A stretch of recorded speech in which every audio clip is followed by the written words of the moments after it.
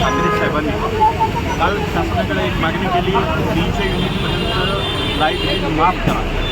याच्या मागची भूमिका अशी आहे की या सरकार आल्यापासून मागच्या 10 वर्षामध्ये अतिशय मोठ्या प्रमाणात महागाई वाढली आहे, बेरोजगारी वाढली आहे, लोकांचं जगणं असह्य झालं आहे, लोकांना जगणं हे मरण वाटायला लागलं आहे. अशा परिस्थितीत त्या ठिकाणी निर्मिती झालेली असताना लोकांचं जीवन काही अंशी तरी असह्य व्हावं या दृष्टिकोनातून आदित्य साहेबांनी काल मागणी केली आणि त्या मागणीवर राज्य शासन काही करेल. कारण हे झुकलेलं सरकार आहे, मोठं सरकार नाही, दिवाळीच्या मागे लागलेलं सरकार आहे. या सरकारला झोपेतून जागे करण्यासाठी आजचं आमचं हे आंदोलन होतं. 300 युनिटपर्यंत वीज बिल माफ करायची मुख्य मागणी.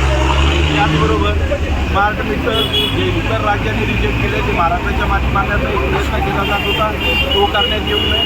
त्याचबरोबर या शहरामध्ये अघोषित भारनियमन आहे, लाईट त्याच्या मर्जीने येते, त्याच्या मर्जीने जाते, त्याच्यावर कोणाचंही कंट्रोल नियंत्रण नाही आहे. या सगळ्या गोष्टी घेऊन आम्ही या ठिकाणी आज आंदोलन करतो.